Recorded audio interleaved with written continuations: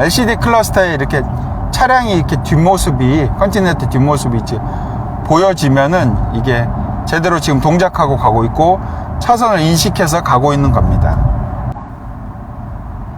네, 브레이크는 아주 잘 잡아주고 있습니다. 그리고 아틀란 맵이 들어갔습니다. 아틀란 맵이 이렇게 들어가 있는데요. 스티어링 휠 오른쪽 맨 끝에 삼각형으로 되어 있는 부분을 이제 좀 길게 누르면 아틀란 맵으로 전환됩니다. 사용하는데 크게 불편한 게 없고 잘 나타나는 부분 안내도 제대로 잘 하는 것 같습니다. 그리고 다시 이 부분을 이렇게 쭉 눌러주면 기본 스크린으로 제공되는 여러가지 기능들을 설정할 수 있게 바뀌게 됩니다. 앰비언트도 바꿀 수 있습니다. 차량의 앰비언트 색깔 같은 경우는 이렇게 누르면 7가지 정도의 색깔로 조명 색깔을 좀 더 변환할 수가 있습니다.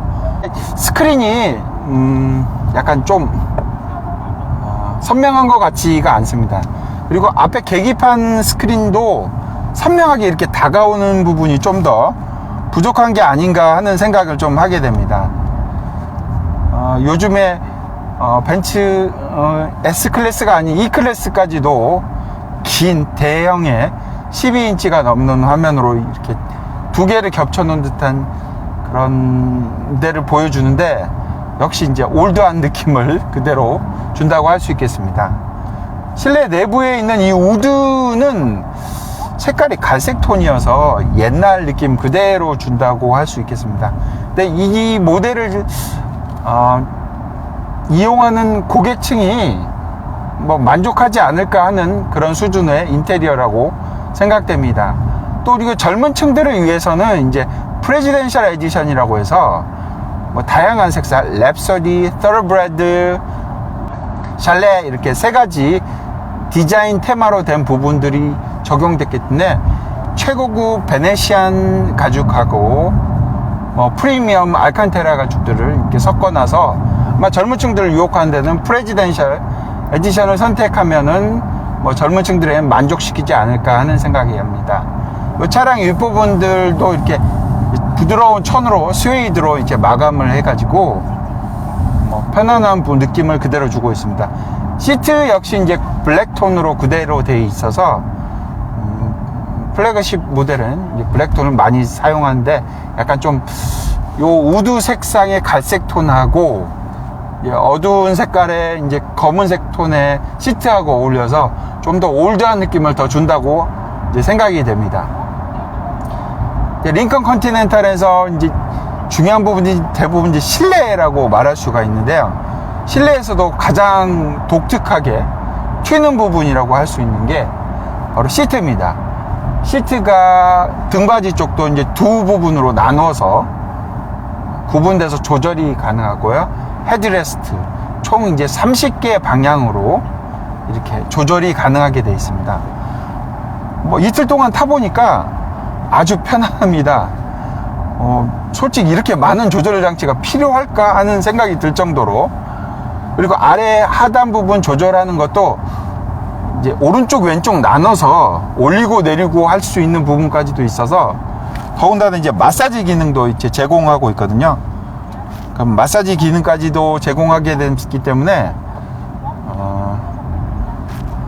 마사지 기능을 이렇게 하게 되면은 이 가운데 스크린에 어떻게 할 건지, 적용을 어떻게 할 건지, 드라이버 쪽은 어떻게 할 건지, 운전석 보조석 쪽은 어떻게 할 건지에 대한 조절이 가능합니다. 로우로 할 건지 하이로 할 건지 이런 세팅들을 가능하게 하는 이제 화면이 떠오르게 됩니다.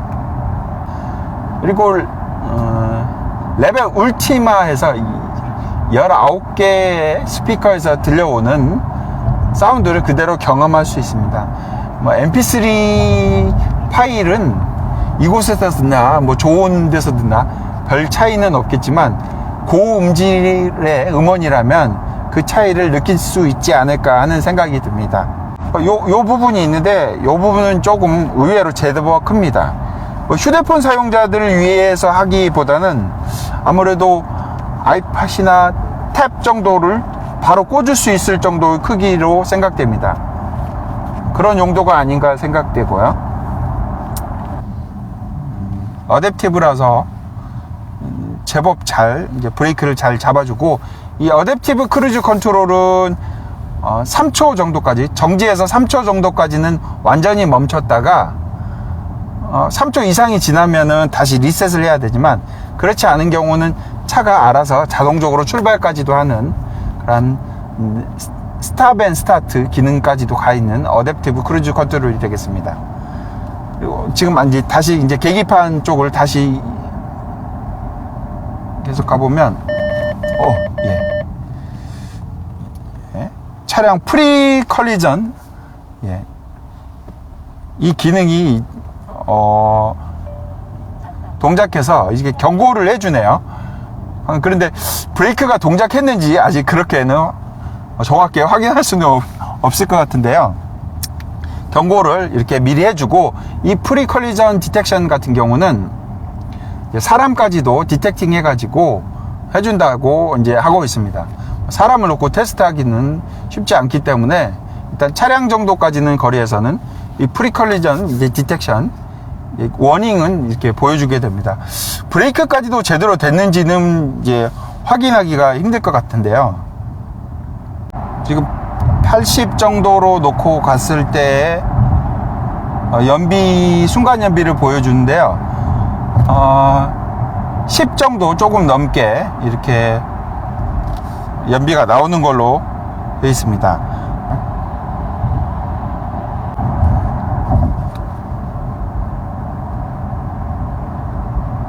링컨 드라이브 컨트롤은 전자식 스티어링 휠 하고요, 차량의 엔진, 변속기, 서스펜션까지도 이렇게 한꺼번에 통합적으로 제어하는 게 드라이브 컨트롤입니다. CCD라고 해서 서스펜션을 제어하는 전자식 댐핑 쇼크 업서버를 하는 댐핑 시스템이 있습니다. CCD에서 Continuous Controlled Damping System이라고 해서 CCD 시스템이라고 합니다.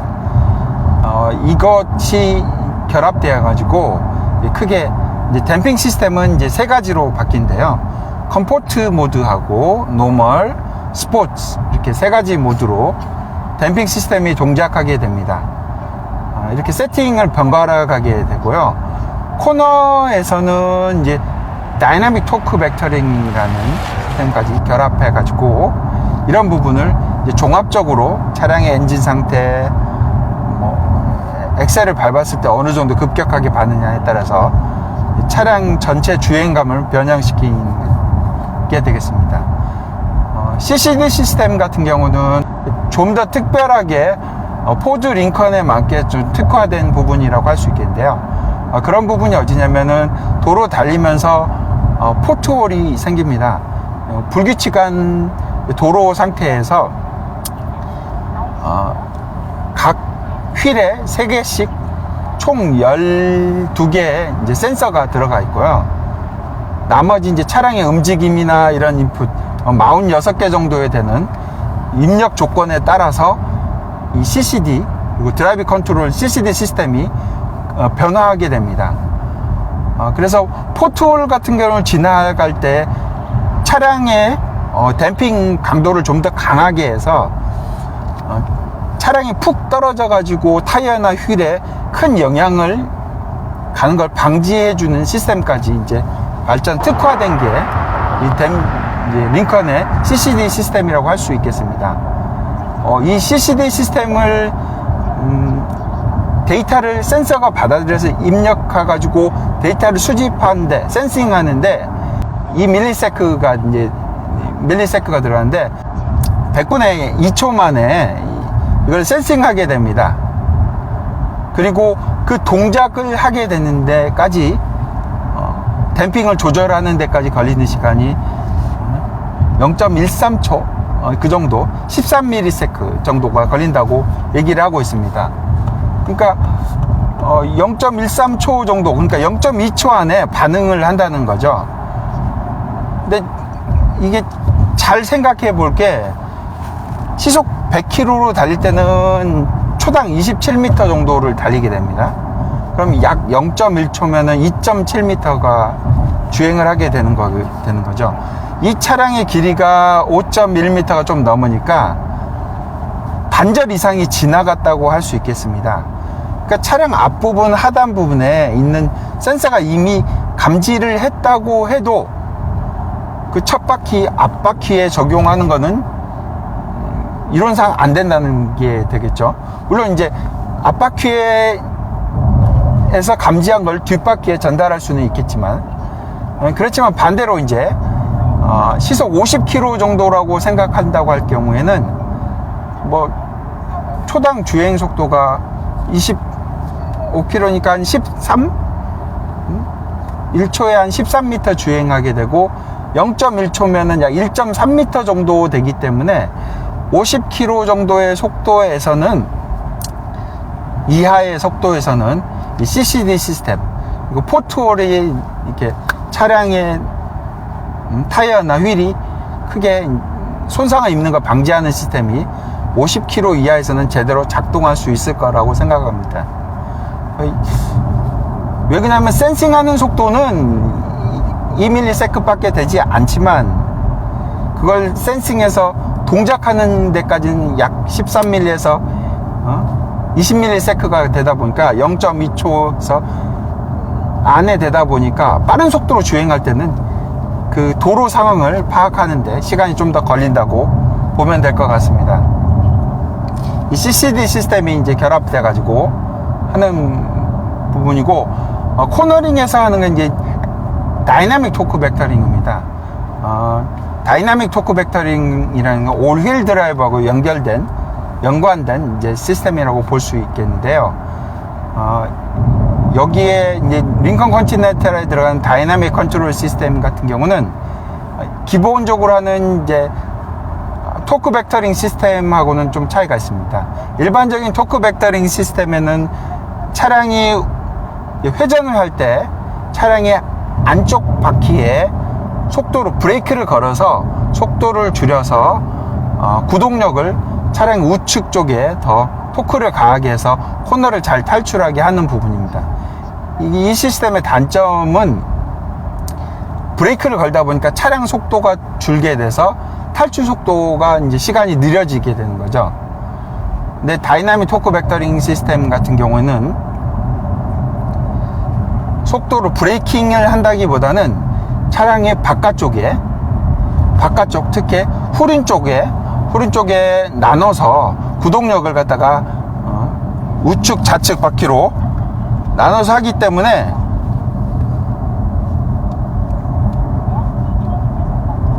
좀 더 빠른 시간, 속도를 줄이지 않고 빠른 시간에 이제 코너를 탈출할 수 있게 도와주는 시스템이 되겠습니다. 링컨 컨티넨탈의 다이내믹 토크 벡터링 시스템은 포드의 해치백, 핫 해치백인 이제 포커스 RS에 이제 탑재된 그런 시스템을 그대로 적용해서 탑재됐다고 할 수 있겠습니다. 포커스 RS에 들어가 있는 토크 벡터링 시스템은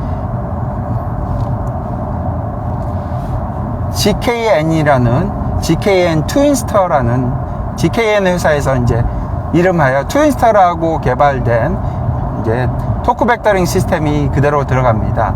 이 차 역시 이제 토크 벡터링 시스템이 들어가는데, GKN 트윈스터 토크 벡터링 시스템 같은 경우는 전방에 이제 파워 컨트롤 유닛에서 엔진 파워를 갖다 후륜으로 주게 됩니다. 일반적인 상황에서는 전방에다가 100% 파워를 주고 왼쪽 오른쪽 나눠서 50대 50으로 주고 되다가 이제 코너링 상황이나 어떤 슬립이 일어났을 때 후방 쪽에다가 코너링에서 후방 쪽에 토크를 보내주고 토크를 50% 정도 보내주거나 맥시멈 70%까지 보내주고 그 후방 쪽에 있는 두 개의 바퀴에서 저도 이제 한쪽 바퀴에다가 더 강한 토크를 완전히 100% 토크를 다 줄 수 있게 됩니다. 그러니까 후방에 있는 한쪽 바퀴에 100% 토크를 후방으로 가는 토크 중에서 다 줄 수 있기 때문에 코너 탈출을 빨리 용이하게 할 수 있는 그런 시스템이라고 할 수 있겠습니다. 스포츠 모드로 해놓고 주행을 한번 해보도록 하겠습니다. 스티어링 휠은 이제 약간 좀 더 무거워진 듯한 느낌을 받고 있습니다. 서스펜션도 조금 그런 것 같고요. 예. 엔진 사운드 반응도 꽤 즉각 이게 나타나는 것 같습니다. RPM을 잠깐 좀 보고 주행하는 게 나을 것 같은데요. 테크. 엔진은 3.0 트윈 터보 엔진인데요. 출력은 5,500 RPM에서 393마력, 400마력에서 좀 6, 7마력 정도 빠지는 정도입니다. 최고 출력은 그렇게 되고요. 최대 토크 같은 경우는 55.3km, 발생 시점은 3,500 RPM에서 발생합니다. 지금 이제 2,000 RPM 조금 안 되게 이제 달리고 있는데, 2,000 RPM 좀 넘어서니까 이제 힘이 제대로 좀 받기 시작하는 느낌을 받습니다. 6단 변속기다 보니까 6단 맥시멈으로 되어 있네요. 그런 부분이 조금 아쉬운 부분이 되겠죠. 쭉 6단으로 끄집어 올려서 또 이제 주행하게 되면 무게가 2톤이 넘습니다. 2150kg 정도나 되는 이제 공차 중량을 보여주는데요. 그 어떤 차들보다도 무겁다고 말할 수 있겠습니다. 코너링, 토크 벡터링, 액티브 다이나믹 토크 벡터링이 이제 적용됐다고 말할 수 있겠죠. 코너를 도는데 한 120 정도, 이 정도 코너링에서 차 무게가 있어서 그런가 좀 이제 흘러나가는 듯한 느낌을 좀 주고 있습니다. 그래도 아주 딱딱한 느낌은 아니고요. 여기서 속도를 좀 강하게 해서 속도를 한번 엑셀을 좀 풀악셀에 가깝게 좀 밟아보면 빠르게 반응한다기보다는 한 템포 늦게 반응한다고 말하는 게 정확할 것 같습니다. 속도를 쭉 내서 보면은 160, 170 속도가 꾸준하게 잘 나오는 상태로 됩니다. 200 정도까지도 이렇게 쭉 나오고,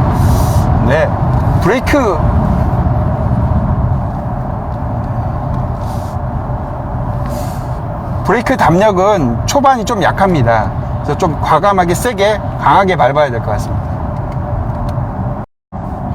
이틀 동안 링컨의 플래그십 모델인 링컨 컨티넨탈을 주행해 보았습니다. 미국 차라는 그런 선입관 때문에 상당히 소프 드리븐, 서스펜션이 많이 물렁할 거라고 생각했지만 그것보다는 좀 더 강화된, 좀 더 딱딱한 서스펜션을 보여주었습니다. CCD라는 전자식 댐핑 시스템이 지속적으로 하면서 노멀, 컴포트, 스포츠 형태로 차량의 주변 상황에 따라서 엔진 모든 걸 감지해서 변경해 주었기 때문에 스포츠 모드로 주행할 때는 스티어링 휠도 제법 많이 무거워지고 반발감도 제법 있습니다. 그리고 치고 나가는 엔진 사운드도 지금처럼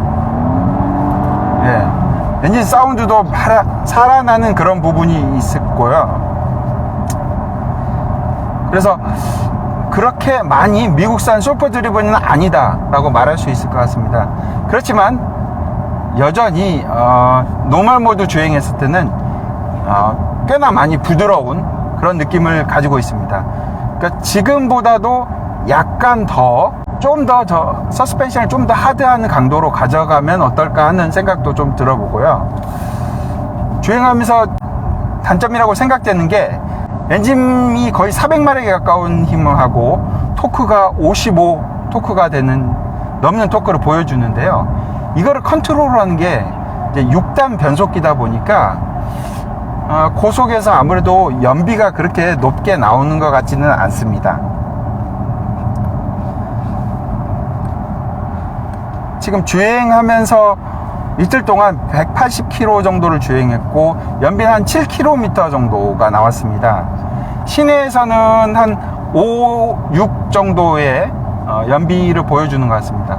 가다서다 많이 하는 서울 시내 그런 연비 상황이고요. 고속도로에서는 이제 80에서 90 정도 나면 연비가 한 10 좀 넘게 12, 3 요 정도 그런 정도 선에까지 올라가고 있고, 정속 주행만 한다면 10km 이상의 연비는 꾸준히 보여주게 됩니다.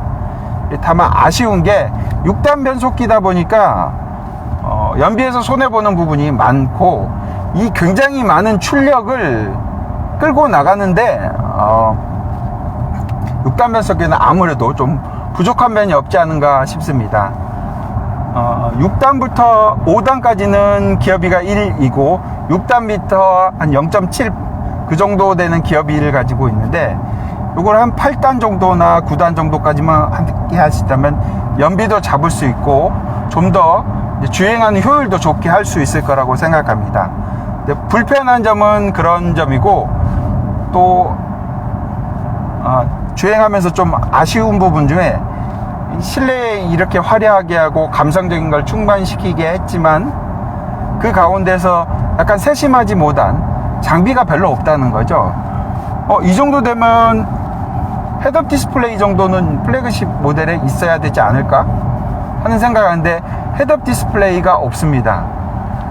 그리고 지금 어댑티브 크루즈 컨트롤이 들어가 있는데, 요즘에 어댑티브 크루즈 컨트롤에다가 레인 키핑까지 같이 연결돼서 뭐 자율주행 그 정도까지 되는데, 그런 부분까지도 해주면 어떨까 하는 좀 아쉬운 부분이 남게 됩니다. 나머지 부분들에서 꽤 만족스러운 그런 부분을 보여주고 있습니다. 실내에서는 뭐 전면에서 보여주는 그 강렬한 인상, 그릴 부분에서 주는 강렬한 인상, 그런 걸 지울 수가 없고요. 또 실내에서 30개 방향으로 조절이 가능한 시트는 뭐 주행하는 내내 안락하고, 뭐 처음에는 그렇습니다. 이렇게 많은 조절 장치가 필요하냐 생각했지만 세부적으로 다 조절할 수 있게 개개인의 체형에 맞게 조절할 수 있는 부분이 아주 만족스러운 부분 중에 하나였습니다. 미국 링컨에서 내놓은 플래그십 모델, 14년 만에 다시 돌아온 부분이었지만 꽤나 만족스러운 주행이었다고 생각합니다. 특히 3.0 트윈 터보 엔진에서 주는 가속감, 이런 거는 정말 만족스러운 부분 중에 하나입니다. 코너링에서 탈출은 거구이지만 작은 차 못지않게 꽤나 빠른 속도로 탈출할 수 있었습니다. 아마도 다이나믹 토크 벡터링 시스템이 들어가서 차량의 후륜에 동력을 전달하고 후륜에 토크를 전달해 주면서, 또 그 중에서 차량의 바깥쪽에 더 토크를 100%까지 분배할 수 있는 하는 그런 다이나믹 토크 벡터링 시스템에서 때문에 이었다고 생각합니다. 그리고 썬루프를 열고 나서 시동을 껐는데 아무 알람이나 어떤 경고도 주지 않습니다. 그냥 알람이나 경고도 주지 않기 때문에 썬루프에서 비가 오거나 뭐 날씨가 안 좋은 경우도 있을 수 있겠죠. 이런 세밀한 부분까지도 잘 감안해서 해준다면 좀 더 높은 프리미엄에 이르지 않을까 하는 생각이 듭니다. 포드하고 링컨이 국내에 들어와서 판매량이 점점 늘고 있습니다. 랜드로버 다음으로 4번째 정도 되는데, 포드 그 정도 판매량이 늘고 있으면은 이런 부분에서 좀 신경을 써둬야 될 것 같은데요. 여전히 포드에서 뭐 음성인식 시스템이나 인포메이션 시스템으로 유명한 싱크3가 들어가 있습니다. 하지만 이 싱크3가 한글화가 되지 않아서 젊은 사람들, 영어를 잘하는 사람들, 익숙한 사람들 큰 문제 되지 않겠지만, 모든 부분들이 이제 영어로 된 부분들이 좀 되게 불만족스러운 부분 중에 하나입니다. 그리고 또 이 차량을 선택하는 연령층이 다소 젊은 층은 아닐 텐데, 이렇게 모든 부분에서 이제 영어 시스템이 이렇게 다 세팅이 다 돼 있는 것 보면, 이런 부분 한글화하면 좀 더 세밀하고 프리미엄을 할 수 있지 않을까 하는 생각이 듭니다. 링컨 컨티넨탈을 한마디로 이제 요약해 보자면은 미국 차와 유럽 차종의 중간 정도인 차라고 할 수 있겠습니다. 유럽 차로 많이 향해가는 그런 차라고 할 수 있겠는데, 크게 이제 세 가지 영어 단어로 표현할 수 있겠습니다. 컴포트, 편안함, 그리고 effortless, 그리고 노력 필요 없이 충분히 손쉽게 이제 고성능을 발휘한다는 그런 의미고, 또 하나는 이제 엘레강스, 이런 걸 들 수 있겠습니다. 컴포트는 시트나 이런 거면서 아주 편안한 승차감을 제공해주고, effortless는 3.0 트윈 터보 엔진에서 아주 강력한 성능을 발휘하고 있습니다. 손쉽게 제네시스 스포츠, G80 스포츠 정도에 가까울 정도의 빠른 가속감을 보여주고 있습니다. 도어에 있는 이 레치도 아주 편안하게 손쉽게 문을 열 수 있고, 또 닫는 것도 고스트 도어를 사용해서 편안하게 할 수 있는 이런 에포리스가 되고, 엘레강스는 실내 인테리어하고 외부 디자인을 들어서 아주 엘레강스하다고 말할 수 있을 것 같습니다.